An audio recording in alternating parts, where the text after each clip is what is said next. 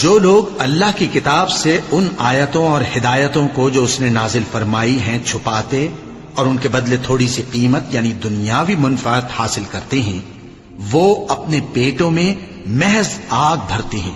ایسے لوگوں سے اللہ قیامت کے دن نہ کلام کرے گا اور نہ ان کو گناہوں سے پاک کرے گا، اور ان کے لیے دکھ دینے والا عذاب ہے۔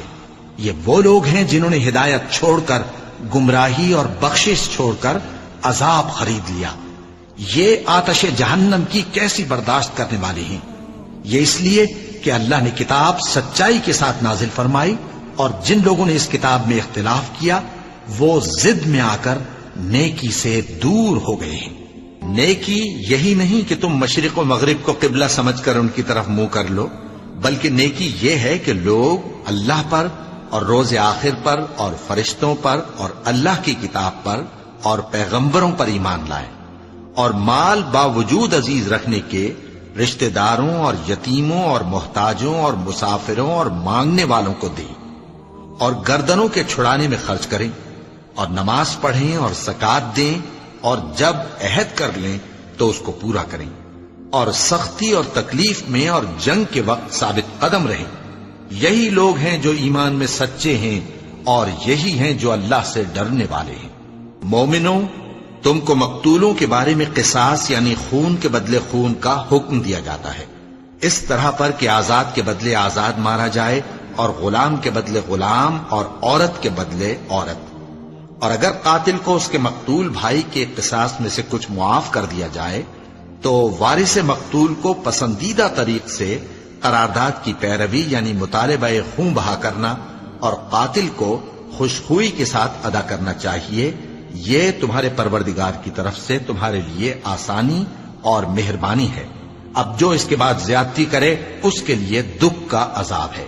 اور اے اہل عقل، حکم قصاص میں تمہاری زندگانی ہے کہ تم قتل و خونریزی سے بچو۔ تم پر فرض کیا جاتا ہے کہ جب تم میں سے کسی کو موت کا وقت آ جائے تو اگر وہ کچھ مال چھوڑ جانے والا ہو تو ماں باپ اور رشتہ داروں کے لیے دستور کے مطابق وصیت کر جائے۔ اللہ سے ڈرنے والوں پر یہ ایک حق ہے۔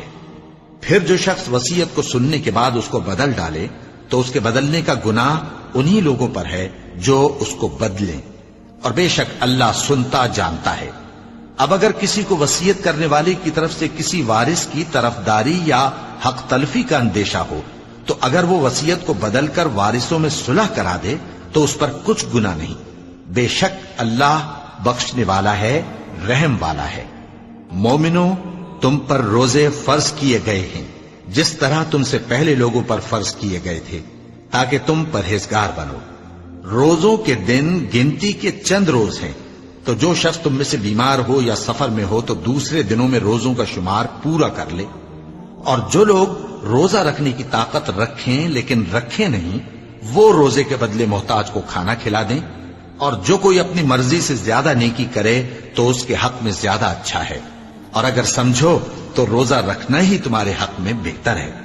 روزوں کا مہینہ رمضان کا مہینہ ہے جس میں قرآن اول نازل ہوا، جو لوگوں کا رہنما ہے اور جس میں ہدایت کی کھلی نشانیاں ہیں اور جو حق و باطل کو الگ الگ کرنے والا ہے۔ تو جو کوئی تم میں سے اس مہینے میں موجود ہو چاہیے کہ پورے مہینے کے روزے رکھے، اور جو بیمار ہو یا سفر میں ہو تو دوسرے دنوں میں روزے رکھ کر ان کا شمار پورا کر لے۔